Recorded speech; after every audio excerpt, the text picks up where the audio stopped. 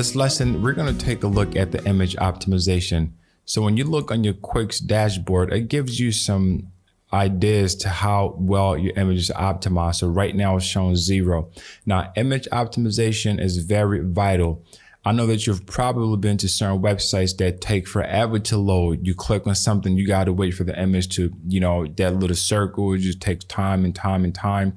And you lose a lot of visitors like that. Something to keep in mind too, as we're at the dashboard of the Quix now, is your image can be responsive. In other words, regardless of whatever device that you're using it on, they have done such a fantastic job that is going to show great. And as you can see here, they have the quality at, at 80. Now you can change these, but by default, this is what these are. And let me explain what this means. So whatever device that you're on, it is going to show quality, but at the same time, it is going to load a lot faster. So with the image quality 80, if you're uploading to the web, you want to make sure that when you're exporting, whether it's from Photoshop or from whatever device that you're editing your images from, when you're uploading to the web, you want to keep your image quality to 75 to 80. Now, if you go to like 90 and 100, then for the web, that becomes too heavy, and then it takes a long time to load. And most websites, if you want to upload certain images, they'll say something like the max upload size can be no more than 1 megabyte or no more than 2 megabytes. So for your website, if you want things to load a lot faster, you want to keep between that 80 mark, 75 and 80, because the higher the number, then the longer it's going to take time to load. Now, if you're doing something, let's say for print, you want to print something, then you want to keep that number like at 100%, because that quality is still needed there and it still shows there. So it's very vital and very important that your images are optimized and they're compressed, but at the same time, they maintain the high quality. So what they've done here is that they've helped you with that. So when you go over to this tab where you say optimize image, you want to click on this.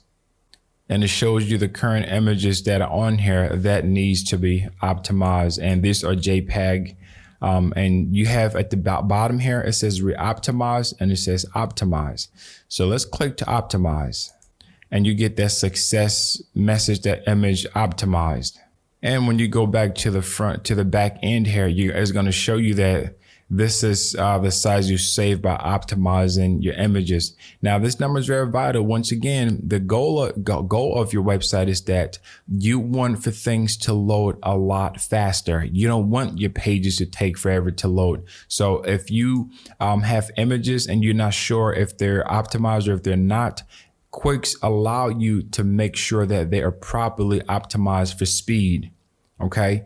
And you don't want to lose visitors because it takes, 3 minutes for your website to load. This is not the early 90s, so no one is going to wait, for your website to load. So now you have your images optimized and you're going to see that this is turned into green.